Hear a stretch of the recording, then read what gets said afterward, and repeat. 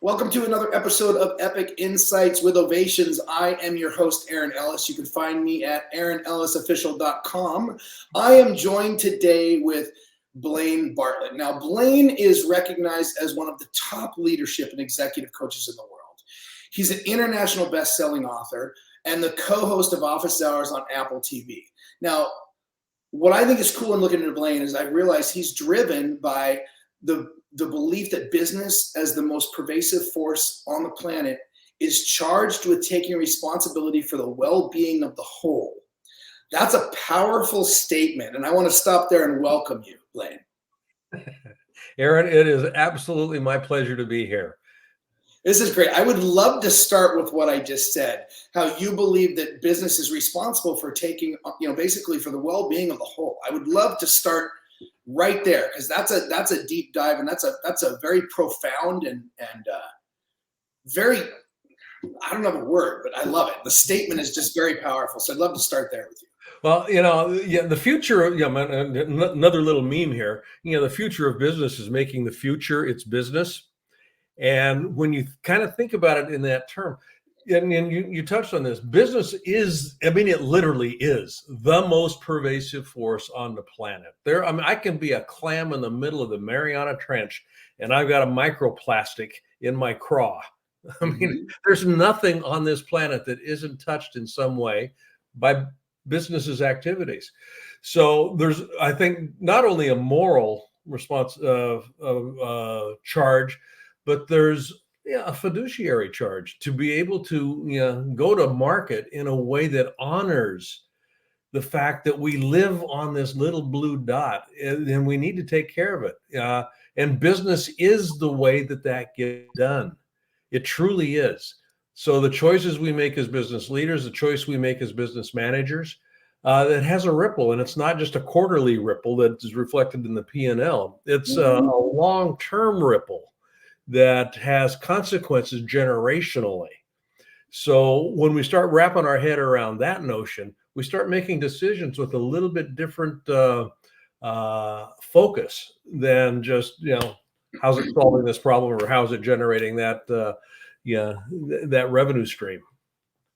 I completely agree. I'd actually like to dive into this and basically what I read on how you phrase some of how you're achieving this mission from this end of it rather than the beginning of it. And you'll understand what I mean with my first question. You talk about shifting 3 different aspects. And I want to talk about the third one on the list, which is shifting the consciousness of the public and really aligning their purchasing power and money with their deepest values. And I'm curious if we could talk on that and then how that feeds into business. Well, when we think about it in the context of social responsibility, if we look at, and I'll just quote a couple of statistics here, but Edelman, does surveys, on an annual basis about particularly millennials and whatnot, who's buying what from whom.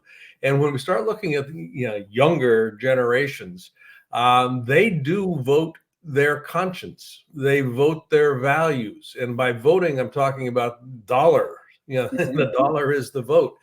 And if we're not paying attention as business leaders, as business owners, to the value sensibility of the consumers, then things are, going to go south for us very quickly. I think one way that I can, that I've actually kind of framed this is that and it has to do with how we define the purpose of business. And, the hat, tip here to Milton Friedman, the purpose of business isn't to make a profit. That is not the purpose of business. You have to have a profit to be in business. But the purpose of business, from my perspective, is to enhance the likelihood of thriving for anybody that comes in contact with your service or product. And if people feel they have an opportunity to thrive because of what you're bringing to market, they will beat a path to your door. Guaranteed. They will. Then you have to, you run the business in a smart way. But if your focus is on how do we enhance the experience of thriving, and that's where this book, Compassionate Capitalism, that I wrote came into play here. That was an international bestseller. So I know that there's a sensibility that is touched. We hit, #1 in 5 international markets with that book. when it was launched. So Mhm. somebody's paying attention. And the idea of compassion is what we're talking about here. How do I take care of the whole idea of taking care of the whole? And you really hit on one of the things that I constantly say, and it's really a narrative in everything I do. It's about how it's not what we do, it's how we show up and flow through what we do. And you made a very, very strong statement about business is not about making profits. And I know a lot of people, I want people to listen to this whole in context. I'm going to recommend they go back and listen to this in context, because that'll interrupt people just in itself. So everybody come back and listen to what Blaine and I are talking about here. But he made that statement that business isn't about making profits. And it's really about, and I'm going to use my own words, but really about bringing something to market and bringing something to the world that helps people thrive and enhances their thriving. And that's very in line with what I'm talking about. It's not what we do, it's how we show up and fulfill what we do. And then you went into one of the other notes I have, you went into this compassionate capitalism. And I'm seeing something, and I'm going to bring this back up, but I love your congruency and your integrity. And what I mean by that is when what you say and what you do and what you think are speaking the exact same message to the world. And I think that's really, in essence, what we're talking about here as far as businesses, when they can get that aligned and they can come from that deeper drive, that deeper reason why, those values that we were talking about. And that's why they're out there building their business, right? Yes, of course, profits are a part of it, to continue to perpetuate what you're building and scale it and be able to reach more people and enhance that thrive in more people. But I love the title Compassionate Capitalism.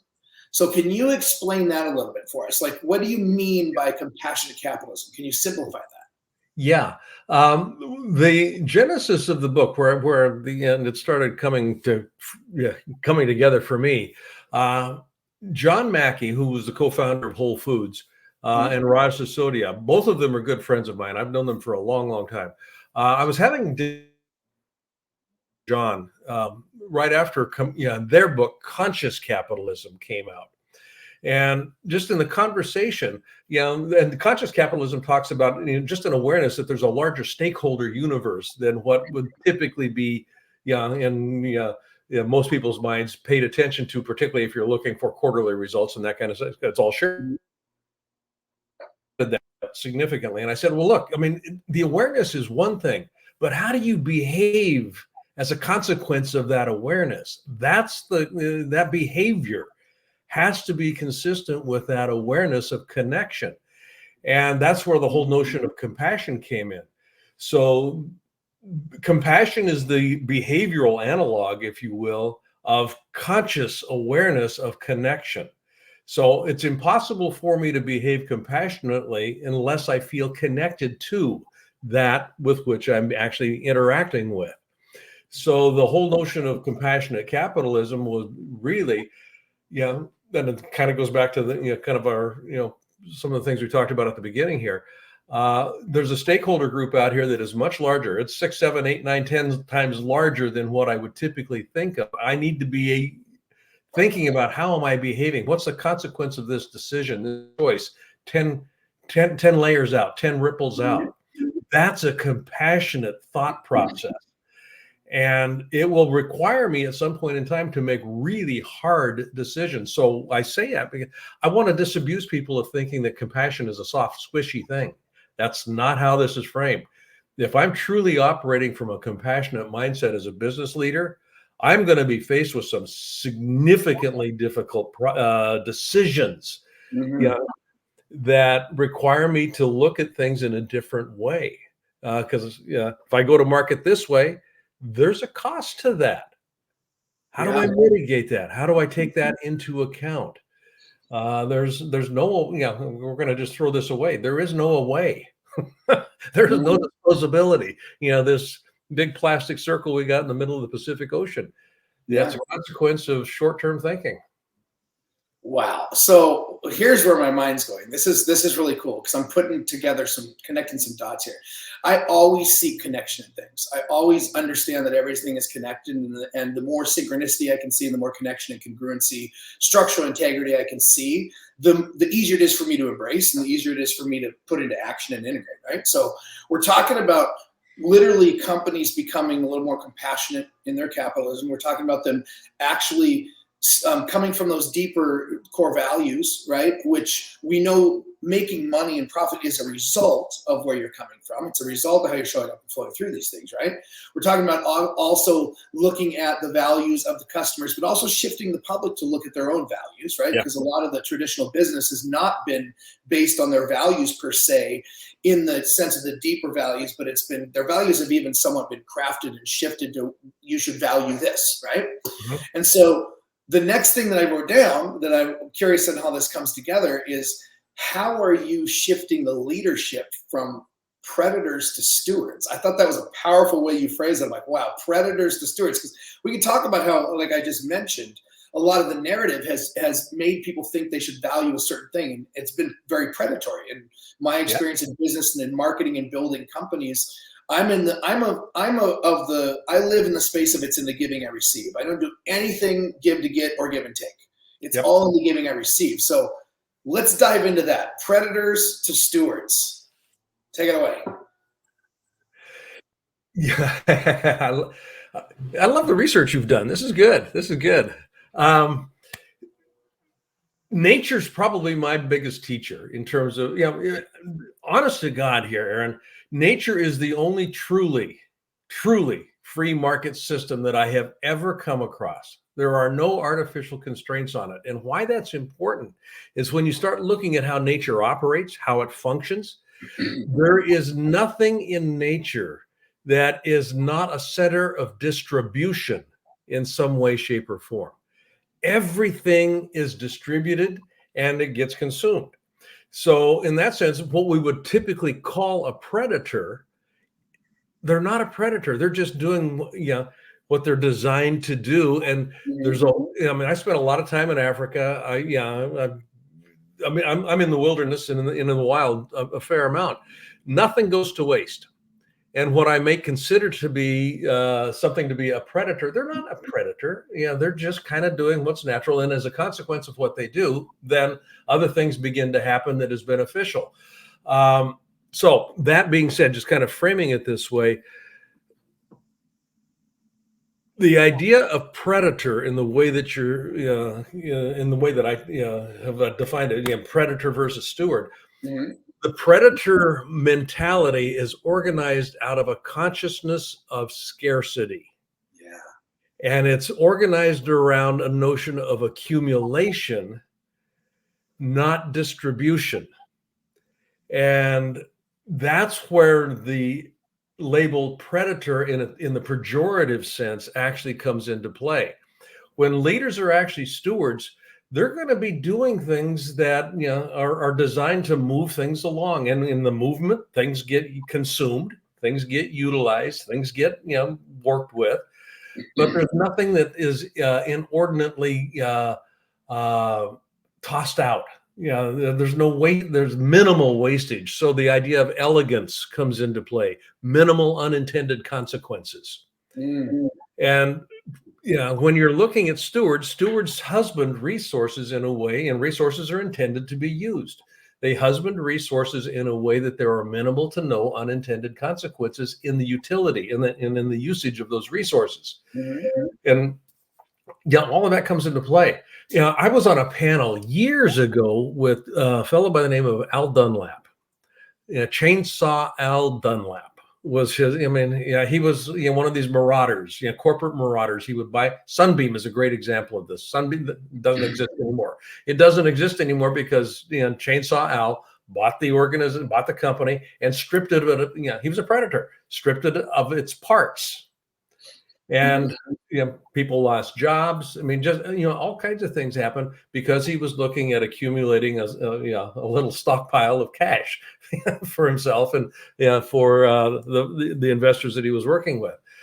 And you contrast that with somebody that is intent on building something. And you and I both are connected with this organization called Nobody Studios, which is basically an incubator for small companies that are coming to market with the intent of doing good. Exactly. Yes. With the intent of socially impacting in a way that allows for thriving to occur. My experience with every leader that I've ever worked with at Nobody Studios is that there is no predatory gene, if you will, that's in place with anything that's going on there. And I mean, it's the tone and feel and flavor of the organization is significantly different than what you might call a typical commercial organization that is in it just for the buck. Now that's my soapbox.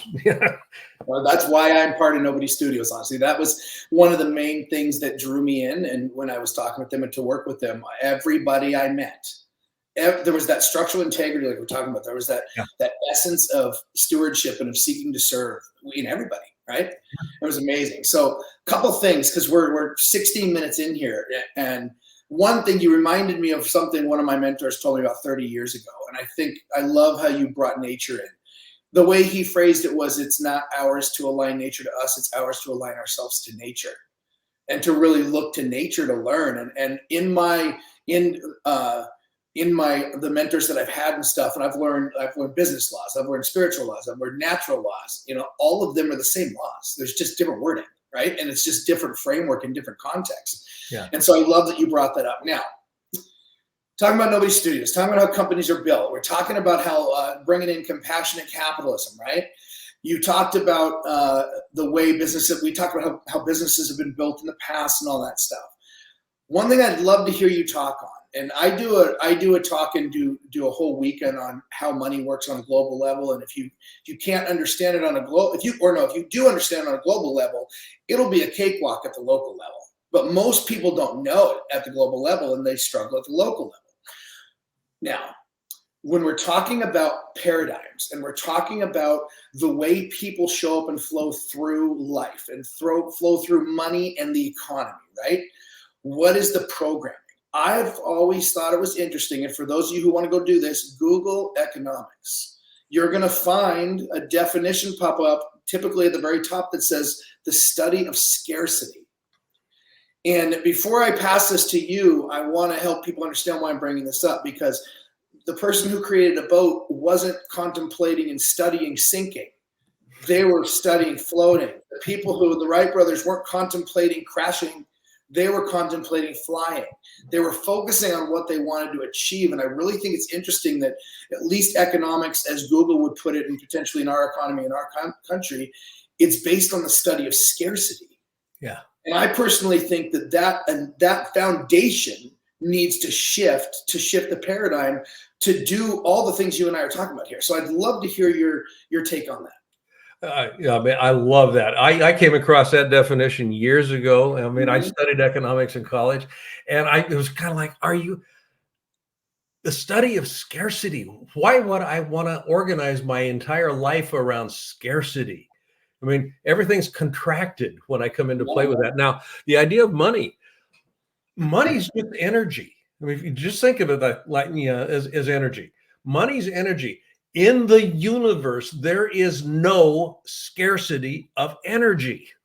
Yes. There is no scarcity of energy. So money's just a form of energy that's continuing. You use the word flow. It is flowing all of the time. Where it gets stuck is when we start looking for ways to accumulate it. And we dam up the flow. And nature does not like dams. It just doesn't. It will eventually bust through. And it will bust through sometimes catastrophically if the dam has been built up too long. So the idea of the study of scarcity, we've got it backwards. To your point here, I love studying abundance. Mm-hmm. Study abundance, and you begin to notice things. Wayne Dyer. I mean, you and I, we talked about Wayne a little bit here. Change the way you look at something, and what you're looking at changes. So if I change the way I look at economics, how I look at economics changes. The idea of capitalism, Aaron, was predicated on, I mean, the first viable, or not viable, but the first actually codified economic model was presented by Adam Smith when he wrote The Wealth of Nations. Mm-hmm. And The Wealth of Nations was predicated on something that was, that he called the invisible hands of commerce. And we look at the jacket on this book. Yeah, compassion. Back it up here. underneath there. Yeah, the invisible hands. Yeah, underneath here. We got these hands shaking each other. Yeah, you work with the invisible hands concept. The invisible hands, there's an abundance thing here. And the notion of the invisible hands is, as trading partners, you need to benefit if I'm going to benefit. It is not in my interest to do you harm as a trading partner. So the idea of leaving money on the table, just kind of take that as an example here. Leave money on the table. It's an abundant universe. Yeah. Leave money on the table. What the hell? You don't need to take it all. That sort of a thing generates goodwill. There's generosity involved with it. There's gratitude that comes into play. I mean, in all of these things are keystones of the experience of abundance, gratitude. Comes in, all of that stuff. These are keystones to experiencing abundance in life. And business can be conducted this way. Economies can operate in this way. It's not the study of scarcity. It's the study of abundance. Man, you and I could go down rabbit holes for hours.